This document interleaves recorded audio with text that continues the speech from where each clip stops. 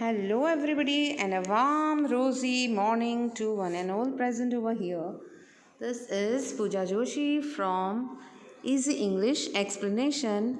Now today we are going to start with the third video, that is my third part of lesson number 6. This is Jody'S Fawn Standard 8 Honeydew NCERT book.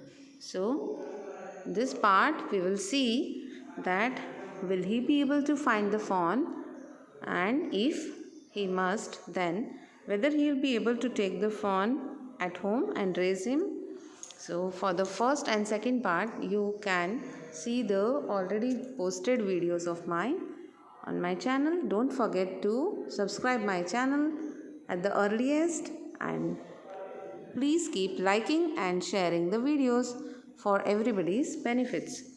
So let's start with this third part of this is Jody'S Fawn, third video, lesson number 6. Yes, let's start.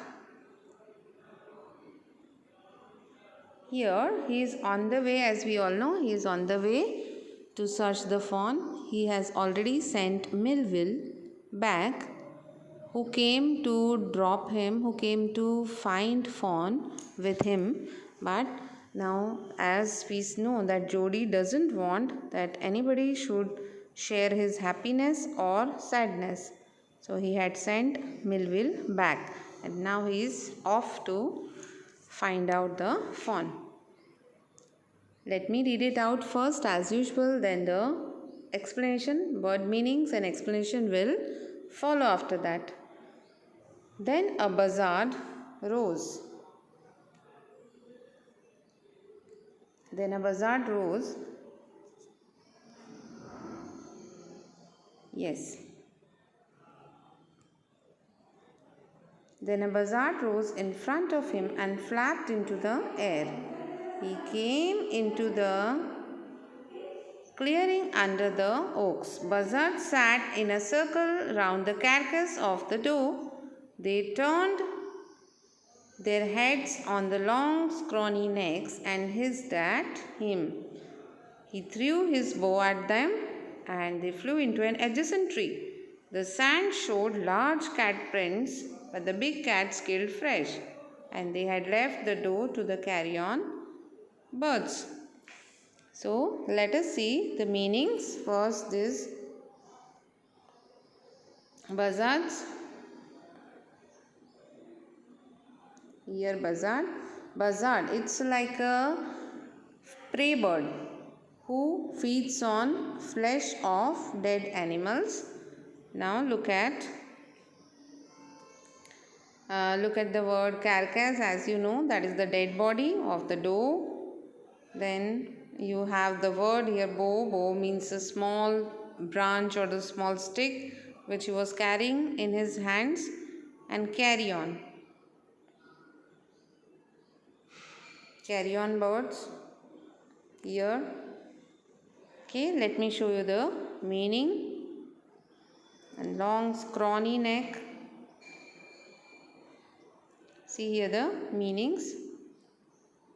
Scrawny means unattractively very thin or bony.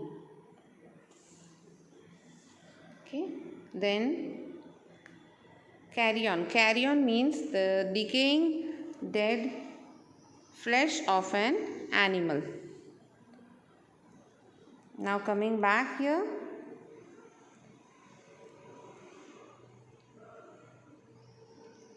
one buzzard, a bird rose in front of him, came in front of him and flapped his wings into the air. He came into the clearing under the oaks. Buzzards, they sat in a circle around the carcass of the doe, and they were sitting. They wanted to have their party, their meal on the dead body of the doe, and they turned their heads when they saw this Jody coming, and they had long, scrawny, very, very long and thin and very unattractive necks. They hissed at him, like they made their sound. They wanted to they were also scared of their Jody, and they wanted to scare Jody away. And Jody threw his one of the stakes of branches which he must be holding with him. So they flew into an adjacent tree, a nearby tree. The sand, it showed that large cat prints of maybe some lion or some big cats or like that. And as Jody knew that big cats killed fresh things for their eating. So they had already left this dead body of the doe to the carrion birds like this buzzard, and buzzards were ready for their party in their groups. But when they saw Jody, they flew into an adjacent tree. जैसा कि यहाँ पे बजार्ड करके bird हैं जो eagle vulture की तरह होते हैं, वो लोग डेड बॉडीज़ एनिमल्स और ह्यूमन बींग्स की डेड बॉडी पे ज़िंदा रहते हैं, अपना उनका मांस वगैरह खाते हैं. और यहाँ पे बजर्ट्स तैयार थे, एक सर्कल में बैठ गए थे डो की डेड बॉडी के पास. और जब इन्होंने जोड़ी को देखा तब उन्होंने हिस किया. वे लोग जोड़ी से डरे हुए थे और जोड़ी शायद उनसे डर रहा था. तो जोड़ी ने फिर भी हिम्मत करके एक छोटी सी टहनी, एक ब्रांच सी लकड़ी उनके ऊपर फेंकी और वो उड़ गए. एक पास में एक पेड़ के ऊपर बैठ गए उड़ के. और वहाँ पे रेती थी, तो रेती पे बड़े बड़े कैट प्रिंट्स थे, जैसे कि कोई लायन या कोई बड़ी सी बिल्ली के होते हैं, ऐसे प्रिंट्स थे, निशान थे पैरों के. पर इस तरह की बड़ी बिल्लियाँ या शेर, चीता, लायन, चीता वगैरह, ये लोग सब फ्रेश एनिमल्स और बर्ड्स को और ह्यूमन बींग्स को किल करते हैं, मारते हैं. इसीलिए शायद उन लोगों ने इस डो की डेड बॉडी को, डो की शरीर को, मृत शरीर को उन्होंने इन तरह के कैरी ऑन बर्ड्स के लिए बचा के रखा हुआ था, या फिर उनके लिए रखा हुआ था ताकि ये लोग खा सकें. He parted the grass at the place where he had seen the fawn. It did not seem possible that it was only yesterday. The fawn was not there. He circled the clearing. There was no sound, no sign. The buzzards clacked their wings, impatient to return to their business. He returned to the spot where the fawn had emerged and dropped on all fours, studying the sand for small hoof prints. The night's rain had washed away all tracks except those of cats and buzzards. Now, what happened? He just parted the grass at the place. With his help of some stick or anything, he just made the grass here and there so that he is able to find the fawn. But it did not seem possible that it was yesterday and today I am not able to find the fawn. How come the fawn is missing? The fawn was not there. He moved around there, he made a circle, was nowhere to be seen, not even a single sound or sign of the fawn was there. Buzzards cracked their wings, they were ready to come back to their business of eating the dead body of the doe. They were ready for that. They were they were clacking their wings, they were producing sounds with the help of their wings. Jody returned to the spot, the place where the fawn had been seen, and it had dropped on all fours. It had just sat down. He was studying the sands for the small hoof prints of the fawn, but the small footprints were washed because of the yesterday night's rainfall. Only the carrion birds, the buzzards, footprints were there, as well as footprints of cats. यहाँ पे जोड़ी ढूंढने की कोशिश कर रहा था. उसने पूरा सर्कल भी लगा लिया, पूरा चक्कर लगा लिया.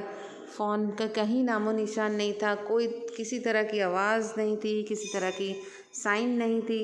ये लग ही नहीं रहा था कि जैसे अभी एक कल की बात है कि यहाँ पे ये डो मर गया है और फॉन यहाँ पे कल छूटा था और आज उसे मिल नहीं रहा था.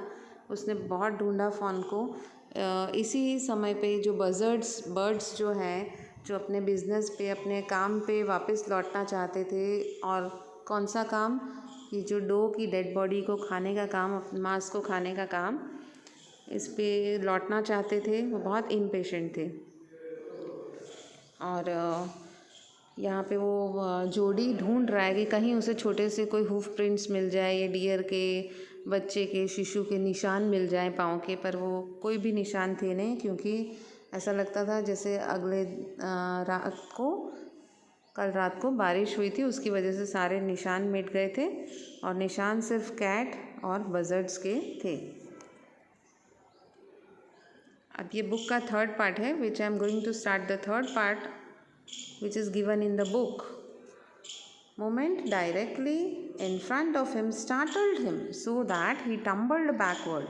The fawn lifted its face to his.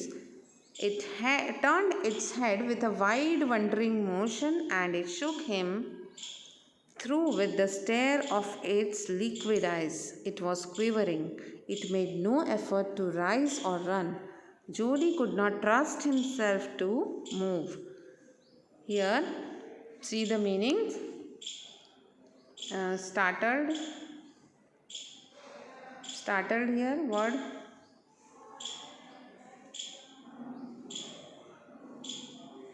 Startled means surprised, certainly shocked. Then stare is continuously looking, and quivering means shivering, as you can see here. Quivering means shaking slightly.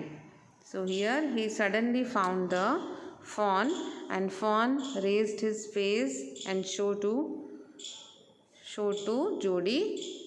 It turned its head with a wide wondering motion and it was continuously staring Jody with its liquid eyes. It was quivering, it was shaking slightly.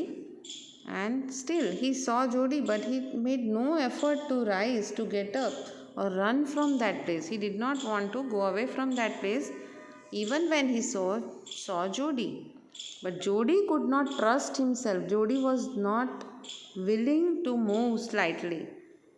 He thought that if I will move, then maybe the fawn gets disturbed or maybe it gets afraid of Jody and it may go here and there. After all, he had found himself with lots of efforts. So he did not want fawn to run away or go away from that place. एकदम जोड़ी के सामने कुछ हिलने जैसी आवाज़ हुई, कुछ हिला और वो एकदम शॉक हो गया, जिससे कि वो पीछे की तरफ गिरने लगा।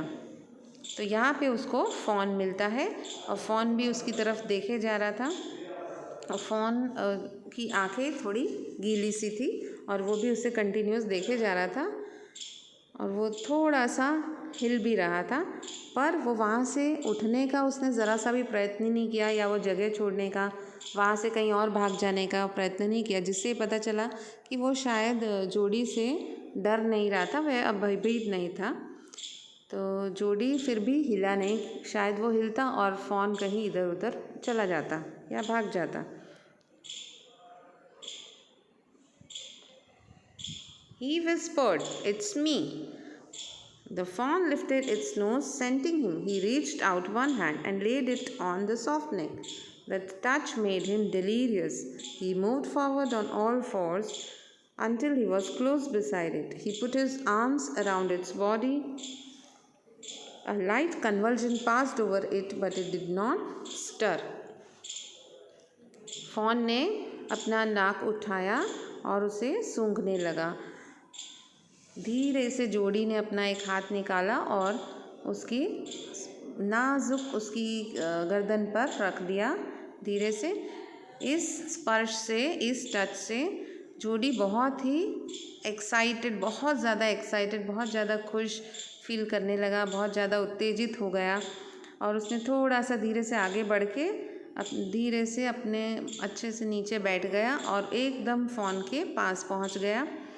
फिर उसने अपने बाजू उसकी बॉडी पर धीरे से उसे पकड़ने की कोशिश की, अपने हाथ उसकी बॉडी पर रखे, जिससे कि फॉन भी थोड़ा सा हिलने लगा, शिवर करने लगा, पर वहाँ से हिला नहीं, उस जगह को छोड़ने का उसने प्रयत्न किया नहीं।